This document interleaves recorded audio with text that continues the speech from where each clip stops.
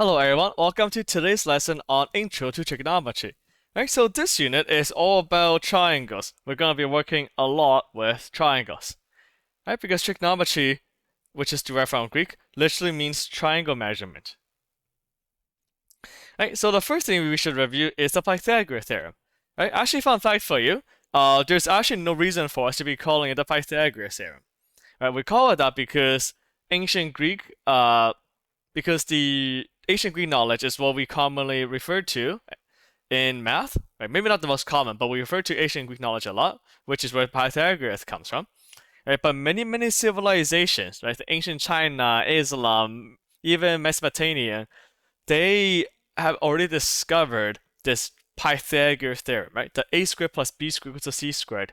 Right? They've actually discovered this. Some of the cultures call it the diagonal rule or the triangle rule. Right, so actually a lot of civilizations have discovered this cool thing, which is actually really interesting, right? It's just because so much of our knowledge derived from Greek knowledge, ancient Greek or ancient Greece, we call it Pythagoras theorem. But without further ado, this is what it is, right? It's just it only works for a right triangle, right? A triangle with 90 degrees. It says that if we just square the side length and add them up, it equals to the diagonal squared, right? Again, the diagonal or the line that's the longest line, the longest edge of a triangle, we call that the hypotenuse. So in practice, this is what it means, right? A and B just refers to the different side length. That's not the hypotenuse of the triangle, but it doesn't actually matter which one's A, which one's B. It only matters whether or not you pick the right C for the hypotenuse. So in this case, the long edge here, that's hypotenuse, so that's C. Right? Let's say this edge here is A and this edge here is B, right? Again, this could easily be B, this could easily be A. Now you can easily tell what the hypotenuse is from that the edge that is the opposite of the right angle is always the hypotenuse. Okay, so let's square the 3.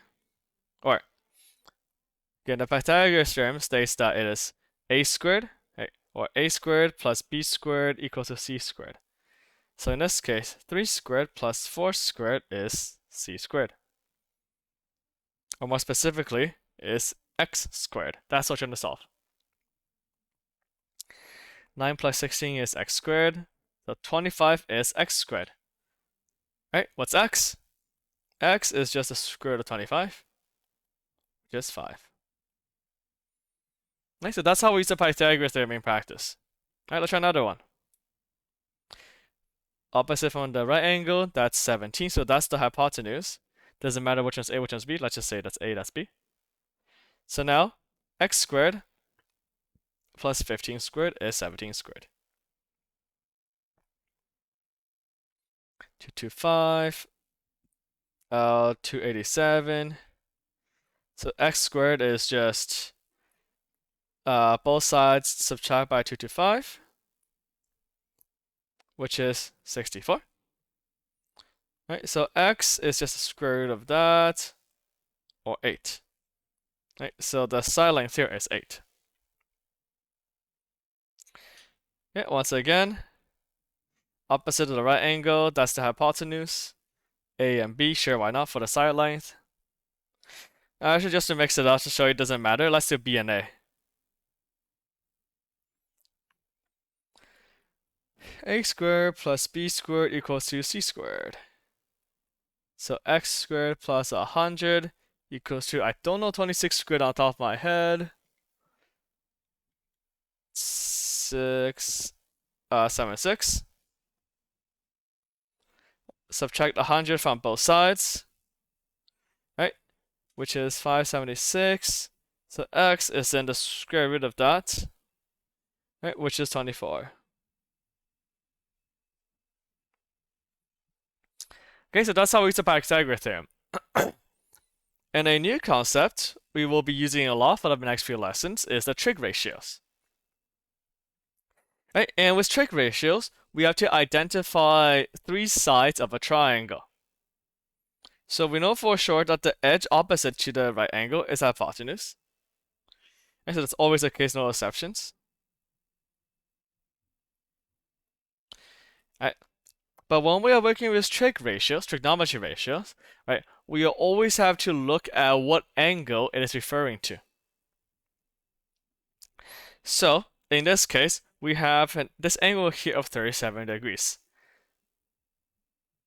And now the edge that is directly opposite of this angle, we refer to it as the opposite. It'll make more sense when we learn more about what this actually means, the opposite. Right? But the edge that's directly across from the angle is referred to as the opposite side.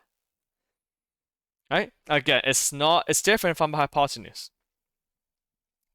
The line that's across from the right angle, that's always the hypotenuse. The edge or the line that's directly across from a given angle is referred to as the opposite. Right? And the last remaining edge, right? The edge that touches this angle here, that's not the hypotenuse. This is called the adjacent, or A.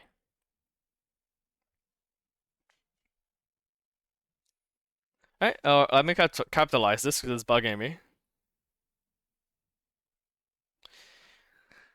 Right, and we'll refer to those three different lines a lot: hypotenuse, opposite, and adjacent. We'll be talking a lot about this. Right? But for now, let's just get used to naming them. Right? So let's look at this triangle here. Edge across from the right angle, that's the hypotenuse. The edge right across from the angle we are talking about is the opposite. That leaves us adjacent. And so we're always, when we talk about trigonometry, there's always an angle we're going to be referring to. Okay, once again, opposite to that is hypotenuse, or across from that. We can change it up, right?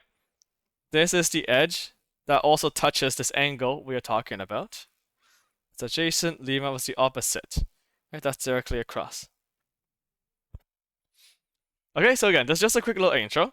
We'll actually learn a lot more and work with a lot of the opposite, adjacent, hypotenuse stuff in the next few lessons. Okay, so look forward to that. But with that being said, that's pretty much it for today's introduction, a short lesson. So, good luck practicing.